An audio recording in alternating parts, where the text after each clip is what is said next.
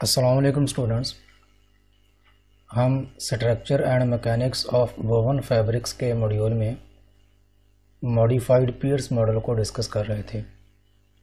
इससे पहले हमने पियर्स मॉडल को डिस्कस किया था, जिसमें हमने यूनिट सेल जो पियर्स ने प्रपोज किया वो देखा था, जिसमें क्रॉस सेक्शनल शेप एज्यूम की गई थी यान की।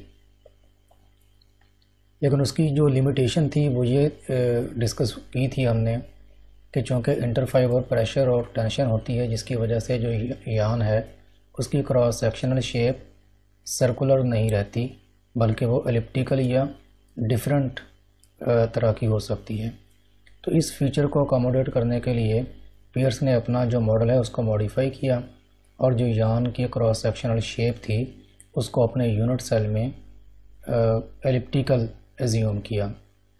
ये फैब्रिक का जो यूनिट सेल है ये रिपीट होके फैब्रिक का स्ट्रक्चर देता है। ये फैब्रिक का सेम इमेज दिखाया गया है। ये ऊपर टॉप सरफेस है और ये इसकी थिकनेस के अलावा ये वार्प का यान हमें नज़र आ रहा है और ये वेफ्ट के दो यान हैं। तो इसी स्ट्रक्चर को रिप्रेजेंट करने के लिए डिफरेंट मॉडल्स ने जो यूनिट सेल दिए उसमें ये वेफ्ट और ये वार्प का यान है।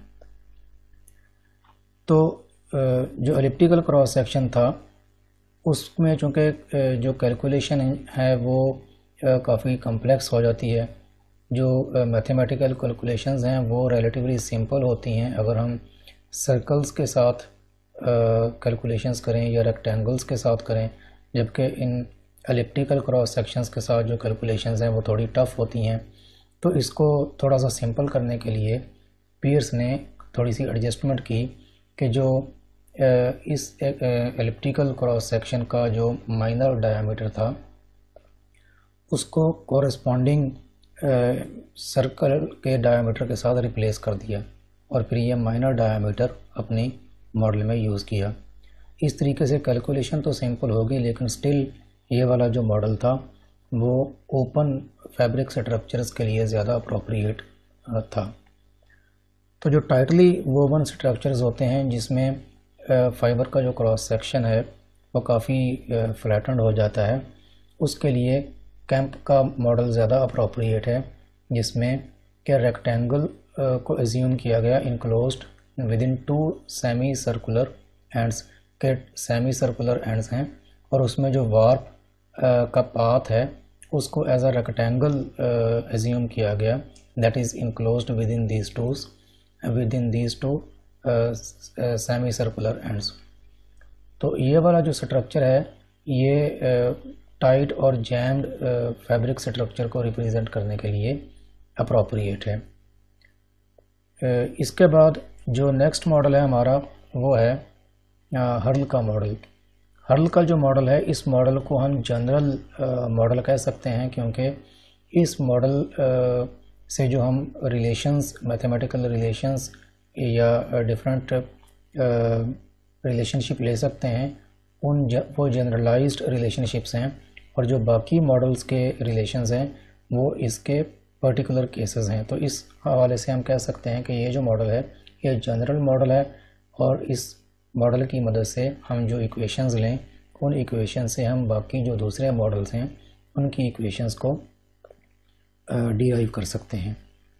इसमें जो हर्ल ने शेप दी वो इस तरह की लेंटिल से मिलती जुलती शेप थी, जिसकी वजह से इसको लेंटिकुलर मॉडल या हर्ल का मॉडल लेंटिकुलर कहा गया। जो 4 हमने मॉडल्स डिस्कस किए उनकी जो समरी फीचर्स की जो समरी है वो इस टेबल में दिखाई गई है कि तकरीबन सब मॉडल्स में जो अजम्पशंस हैं वो सिमिलर हैं कि यान को जिस तरीके का भी उनका क्रॉस सेक्शनल शेप जिस तरीके से भी रिप्रेजेंट की गई उसको इनकम्प्रेसिबल एज्यूम किया गया। इसके साथ साथ फ्लेक्सिबल भी माना गया ताकि जो यान की इंटरलेसमेंट है उसके ज़रिए से जब एक यान दूसरे यान के ऊपर इंटरलेसमेंट करे तो यूनिफॉर्म कर्वेचर बना सके। फिर इनके जो क्रॉस सेक्शनल शेप्स थी वो डिफरेंट थी। पियर्स ने सर्कुलर दी और मॉडिफाइड पियर्स मॉडल में एलिप्टिकल दी। ये वैलिड था ओपन फैब्रिक स्ट्रक्चर्स के लिए कैंप का जो रेस ट्रैक मॉडल था वो वैलिड है फॉर जैम्ड फैब्रिक्स, और जो हर्ल का मॉडल है लेंटिकुलर वो compressive treatment of flatted threads हैं। तो ये तो थे मॉडल्स। इनकी चूँकि इन मॉडल्स की बुनियाद पे हमने कुछ रिलेशंस आगे डिस्कस करने हैं, जिसमें यान का डायामीटर है, कवर फैक्टर है, क्रिम्प है, जिसमें ये टर्मिनोलॉजी यूज़ होनी है जो इन मॉडल्स में रिप्रेजेंट की गई है। तो ओवरऑल जो टर्मिनोलॉजी है वो यहाँ पे समराइज़ की गई है, जिसमें D free circular thread diameter के एक यान का जो डायामीटर है उसको डी से रिप्रेजेंट किया गया है, और डी के साथ जो सबस्क्रिप्ट है 1 या 2 वो डिस्टिंग्विश करता है वार्प को या वेफ्ट को। यहाँ पे वेफ्ट के लिए 2 यूज़ किया गया है और वार्प के लिए 1 यूज़ किया गया है, यानी कि D1 वार्प का डायामीटर और D2 वेफ्ट के यान का डायामीटर। और जो D है वो इन दोनों का सम है। A अगर इस मॉडल में जाएं तो जो A है वो मेजर डायामीटर है, कि जो एक्लिप्स है यहाँ पे इसका एक मेजर डायामीटर है और एक माइनर डायामीटर है। तो जो A है वो मेजर डायामीटर है, जो B है वो माइनर डायामीटर है, और इन दोनों की जो रेशो है थ्रेड फ्लैटनिंग कोफिशिएंट उसको E से रिप्रेजेंट करेंगे।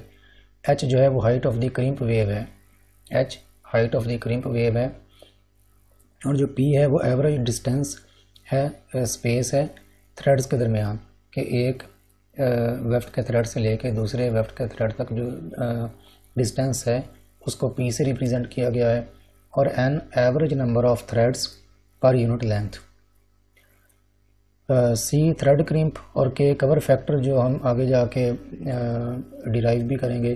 थीटा जो है वो मैक्सिमम एंगल है थ्रेड एक्सेस के दरमियान और प्लेन ऑफ द फैब्रिक के दरमियान। थ्रेड का एक्सेस ये है और प्लेन ऑफ द फैब्रिक ये है, तो इन दो के दरमियान जो एंगल है वो थीटा है। तो L जो है वो length of the thread axis है between planes containing the axis of the consecutive cross threads, के जो कंसेक्टिव क्रॉस थ्रेड्स हों उनके दरमियान जो length of the yarn axis है या वार्प की जो लेंथ है उसको L से रिप्रेजेंट किया गया है, और N कॉर्डन काउंट है यान का। अब इन मॉडल्स की बुनियाद पे अगर हमने फैब्रिक की ज्योमेट्री को स्टडी करना हो तो फैब्रिक के पूरे स्ट्रक्चर को हम एनालाइज कर सकते हैं। अगर हमारे पास ये 4 जो पैरामीटर्स हैं, बेसिक पैरामीटर्स, ये अगर हमारे पास हों, ये पैरामीटर्स हैं, यान का डायामीटर है, थिकनेस ऑफ द फैब्रिक है, cover factor of the fabric है, और फैब्रिक का क्रिम्प है, कि यान में जो क्रिम्प है फैब्रिक के अंदर वो। तो ये 4 अगर हमारे पास पैरामीटर्स हों तो हम फैब्रिक की जो ज्योमेट्री है या स्ट्रक्चर है उसको एनालाइज कर सकते हैं, और ये 4 पैरामीटर्स हम मॉडल्स की मदद से डिराइव करेंगे। और वो जो मॉडल्स हैं वो 2 डायमेंशनल ज्योमेट्री की मदद से क्रॉस सेक्शनल शेप को डिफ़ाइन करते हैं यान की, और ट्रेसिंग स्टाइल से मुराद ये है कि क्रिम्प का जो स्टाइल है या यान की जो ट्रेसिंग है फैब्रिक के अंदर, वो ये 2 चीज़ें डिफ़ाइन करते हैं ये चारों मॉडल्स, और उनकी हेल्प से हम ये 4 पैरामीटर्स अगर फैब्रिक के निकाल लें तो बाकी तमाम का तमाम स्ट्रक्चर के हम एनालाइज कर सकते हैं। तो जो यान का डायामीटर है, अगर पियर्स के सर्कुलर क्रॉस सेक्शन के मॉडल को एज्यूम करें तो जो यान का डायामीटर है वो हम इस रिलेशन की मदद से निकाल सकते हैं। यान का डायामीटर जिसमें ये जो रिलेशन है ये number of threads per unit length का रिलेशन है, कि 1/d represents number of threads per unit length, कि d अगर यान का डायामीटर है तो 1/d जो है वो यूनिट लेंथ में जितने नंबर ऑफ थ्रेड्स या यान्स आएंगे उसको रिप्रेजेंट करता है, और ये इस इक्वेशन की मदद से हम फाइंड कर सकते हैं। इस इक्वेशन को रीअरेंज करें, इसमें जो d है वो डायमीटर ऑफ द यान है, n जो है वो यान काउंट है डायरेक्ट सिस्टम में, और इसको रीअरेंज करें तो रीअरेंज करने के बाद हमारे पास जो डायमीटर है वो 0.0357 divided by count under root इस इतने इंचेस में आ जाएगा, या फिर इसको हम मिलीमीटर में भी कन्वर्ट कर सकते हैं। तो जो स्पेसिफिक वॉल्यूम है यान का वो 1.1 क्यूबिक सेंटीमीटर पर ग्राम है। तो अगर हमने देखना हो कि ये रिलेशन हमने डिराइव कहाँ से किया, तो इस रिलेशन को हम फैब्रिक के वॉल्यूम से डिराइव कर सकते हैं, या यान के वॉल्यूम से जो स्पेसिफिक वॉल्यूम है, जो फैब्रिक के अंदर यान मौजूद है उसका जो स्पेसिफिक वॉल्यूम है उस रिलेशन से हम ये डिराइव कर सकते हैं। और इसकी डेरिवेशन नेक्स्ट इस स्लाइड में दी भी हुई है। ये आप लोगों की आसानी के लिए मैंने पेपर के ऊपर करके उसका जो इमेज है वो यहाँ पे पुट किया है। तो हमारे पास जो अवेलेबल इंफॉर्मेशन है यहाँ पे वो, चूँकि फैब्रिक में यान के डाया की बात कर रहे हैं, तो फैब्रिक में जो यान है उसका काउंट हमें मालूम होगा कि फैब्रिक में इस काउंट का यान यूज़ किया गया है। तो एक तो अवेलेबल इंफॉर्मेशन यान के काउंट की है, दूसरी अवेलेबल नॉन इंफॉर्मेशन है वो उसका स्पेसिफिक वॉल्यूम की है कि जो कॉटन का यान है उसका स्पेसिफिक वॉल्यूम 1.1 क्यूबिक सेंटीमीटर पर ग्राम होता है। तो इन दो इंफॉर्मेशंस को यूज़ करके हम फैब्रिक के अंदर यूज़ होने वाले यान का जो डाया है वो निकाल सकते हैं।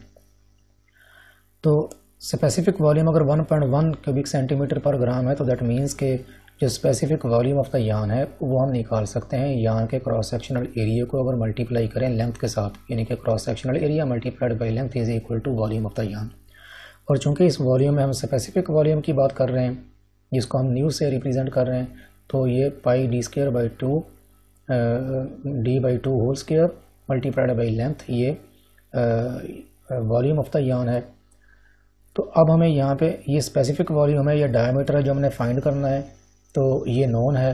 लेंथ हमारे पास हम मौजूद नहीं है यान की। इस लेंथ को फाइंड करने के लिए हम काउंट की हेल्प लेंगे। तो हमारे पास एक्सपोज के जो यान का काउंट था इनडायरेक्ट सिस्टम में, कॉटन इंग्लिश काउंट, वो एन था।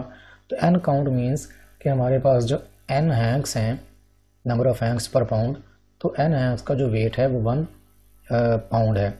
लेकिन हम जो यहाँ पे डेफिनेशन वॉल्यूम की यूज़ कर रहे हैं वो स्पेसिफिक वॉल्यूम की है जो क्यूबिक सेंटीमीटर पर ग्राम है।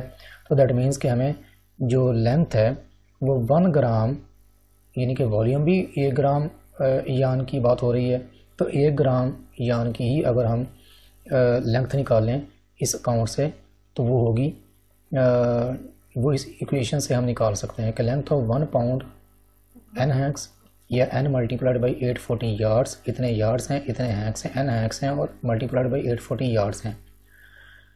तो और 1 पाउंड में चूँकि 453.592 ग्राम्स होते हैं, तो दैट मीन्स कि ये जो लेंथ है ये इतने ग्राम्स की है।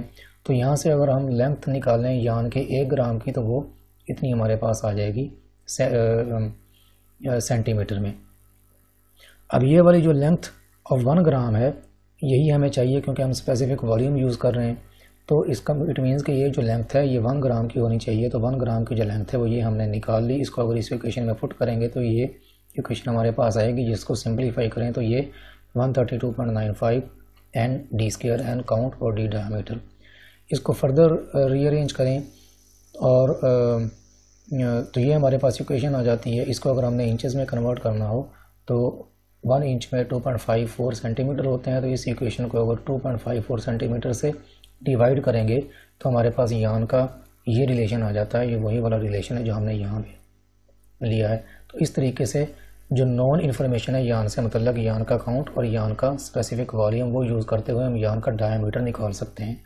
तो यान का डायमीटर के बाद नेक्स्ट हमारे पास है फैब्रिक की थिकनेस, कि हमने अगर फैब्रिक की थिकनेस निकालनी हो based on any geometrical model जो हमने स्टडी किया है, तो थिकनेस ऑफ द फैब्रिक को अगर टी से रिप्रेजेंट करें तो ये H1 प्लस T1, यानी कि 1 अगर हमारे पास वार्प का यान है तो दैट मीन्स के वार्प के यान का डायमीटर D1, ये मल्टी प्लस जो क्रिम्प है उसकी हाइट, क्रिम्प वेव की हाइट।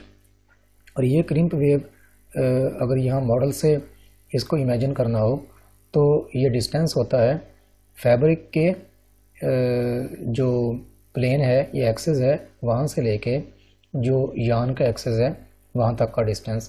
तो इस केस में अगर हमारे पास फैब्रिक का जो H है, क्रिम्प है H1, वो है यहाँ से लेके यहाँ तक और यहाँ से लेके इस एरिया तक, ये है फैब्रिक का क्रिम्प की जो हाइट है। तो क्रिम्प की हाइट प्लस D1 इसलिए प्लस करना क्योंकि यहाँ से लेके यहाँ तक का जो रीजन है वो क्रिम्प की हाइट है और यहाँ से ऊपर D1/2 ये और D1/2 ये वाला रीजन। तो इस तरीके से हमारे पास जो थिकनेस है वो H1 प्लस D1, या अगर T2 लें, वेफ्ट यार्न लें, तो H2 प्लस D2 आ जाती है, सेम इसी पैटर्न के ऊपर जो हमने यहाँ पे एज्यूम किया। अब इन दोनों में से जो जिसकी वैल्यू मैक्सिमम होगी वो हम फैब्रिक को की एज अ थिकनेस कंसिडर करेंगे। लेकिन फैब्रिक की जो विड्थ है, जो थिकनेस है, वो मिनिमम कब होगी? फैब्रिक की थिकनेस मिनिमम तब होगी जब हमारे पास जो डायमीटर है दोनों यार्न्स का वो सेम हो, यानी कि ये भी उतना मिनिमम थिकनेस, यानी कि डायमीटर वार्प का ऐड करें और वेफ्ट का ऐड करें तो दोनों की जो थिकनेस है वो एक्चुअली हमारे फैब्रिक की थिकनेस होगी। तो जो मिनिमम थिकनेस है that is equal to 2D equal to capital D, ये है फैब्रिक की मिनिमम थिकनेस।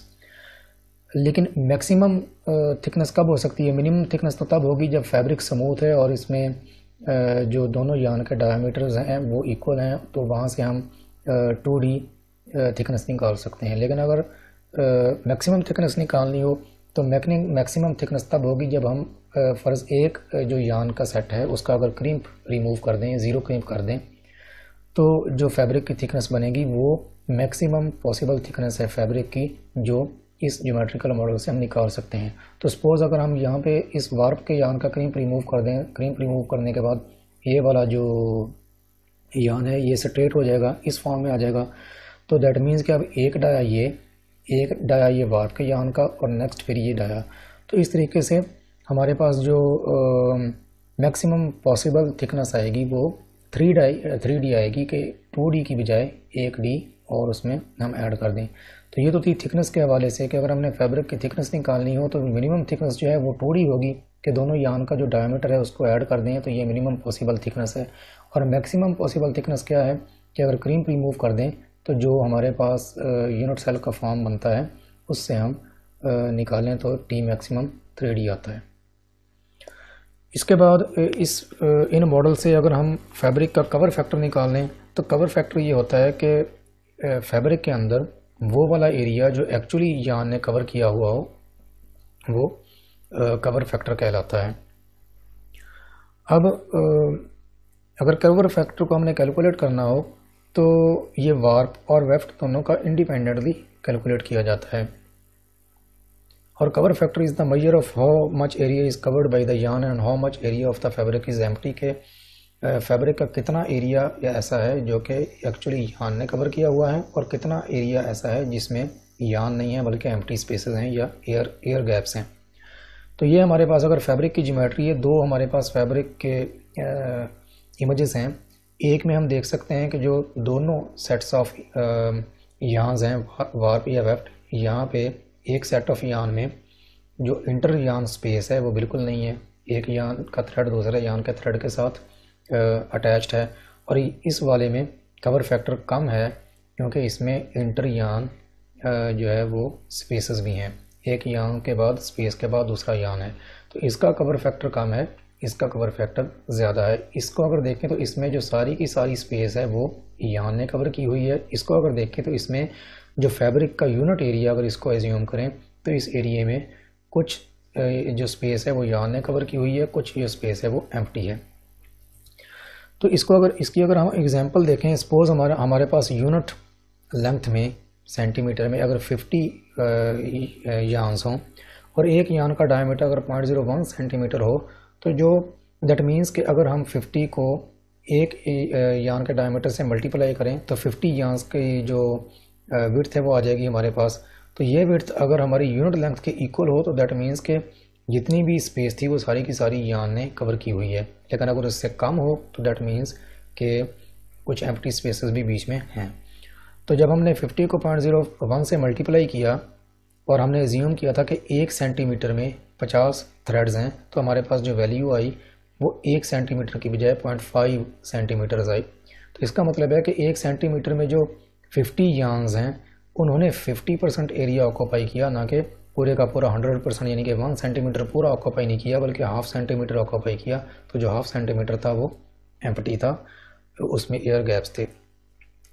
तो इस तरीके से इसका जो कवर है फैब्रिक का वो 50% है।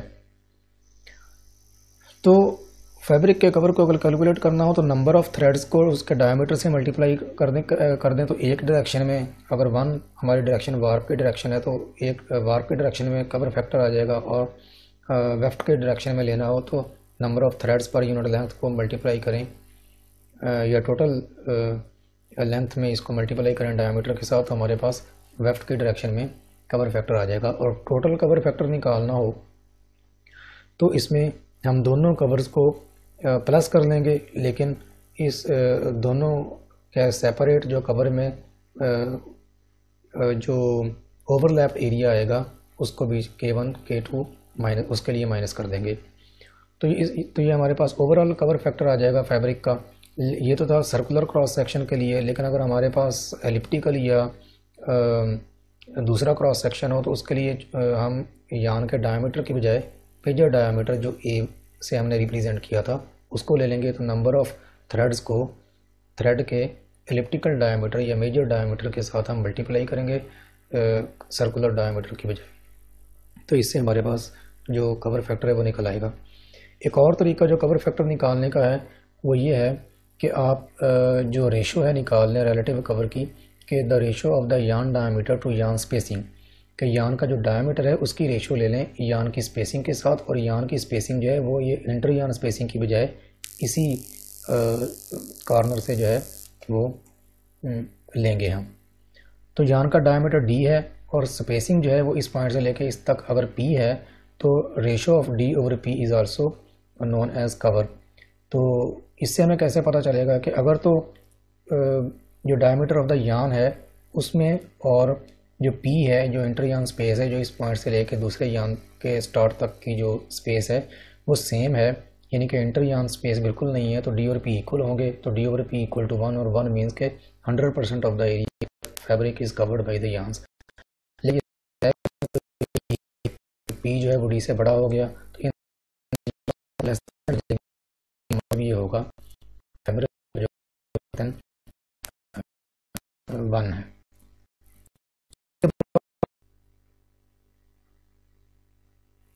फैब्रिक कवर के बाद नेक्स्ट हमारे पास है fabric crimp. Crimp is defined as the percentage of excess of length of the yarn excess over the cloth length.